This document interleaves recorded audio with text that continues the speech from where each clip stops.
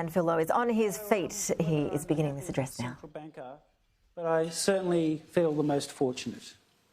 I'm the most fortunate because I live in a wonderful country that's able to deliver a remarkably high standard of living to most of its citizens.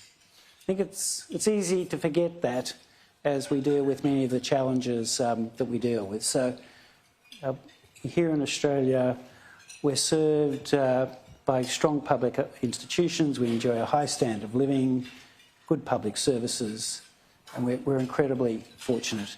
And I think, as we heard right at the beginning, we've got the lowest rate of unemployment in 50 years.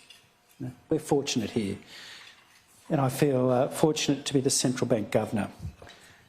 So once again, thank you for the invitation to address the Economic Society of Australia here in Queensland. This is the 4th time that I've had the honour to do this, and it's a really great pleasure for me to be back in Brisbane. Just a few months ago, the Australian Government released the findings of the independent review of the Reserve Bank. Since then, the Reserve Bank Board and the Reserve Bank staff have been working through the recommendations and their implications. Today, I would like to talk about where we're up to in that process and some of the changes that we're planning to make, and then I'll finish with some remarks about last week's monetary policy decision. The review of the Reserve Bank rightly concluded that Australia's current monetary policy framework is fit for purpose. The core elements of that framework are a central bank with operational independence and a flexible inflation target centred on 2 to 3%. In my view, and that of the review panel, these arrangements have served the country well and they should continue. The review also concluded that the RBA has a very dedicated staff who are focused on serving the public interest.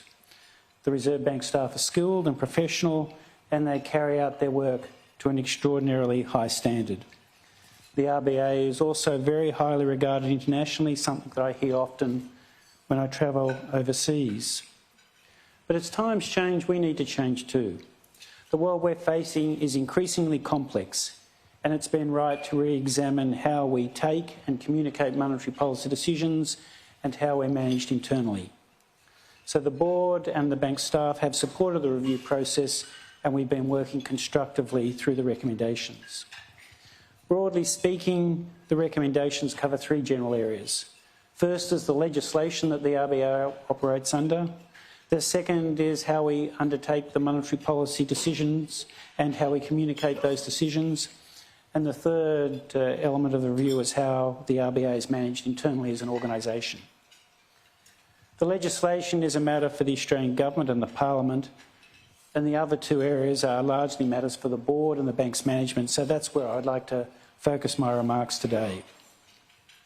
At its recent meetings, the board has spent time discussing the review's recommendations, particularly those that relate to monetary policy decision-making communication. As a result of those discussions, we've decided on the following changes. First of all, from next year, the board will meet 8 times a year rather than 11 times as is currently the case. 4 of those meetings will be on the first Tuesday of February, May, August and November, and the other 4 meetings will be held midway between those meetings. The exact dates of the meetings for next year will be published soon, and we'll publish dates for future meetings well in advance. Second, the board meetings will be longer than is currently the case.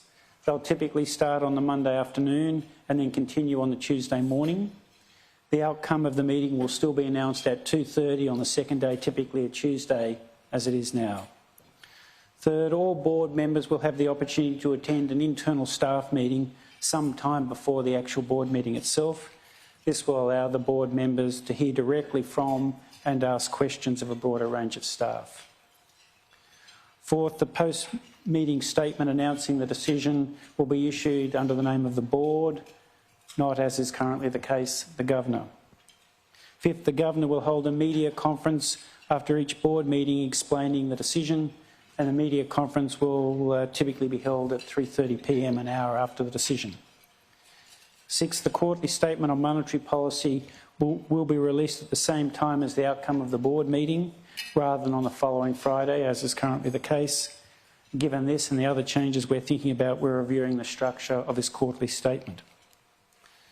Seventh, the board, rather than the governor, will be the signatory to the Statement on the Conduct of Monetary Policy, which is the document that records the common understanding on monetary policy between the government and the RBA. And the new statement is expected to be finalised later this year, and we're currently working on that. Eighth, the board will oversee the bank's research agenda as it relates to monetary policy and aspects of financial stability.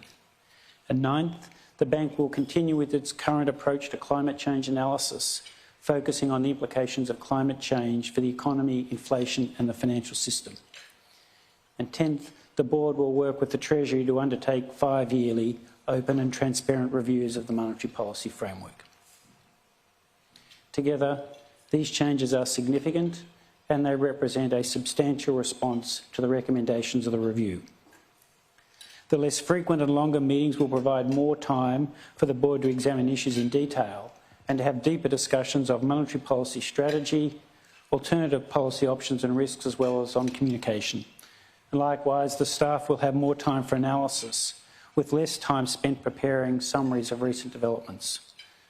The board will also be able to hear directly from more staff, and they'll have greater opportunity to request work on particular topics.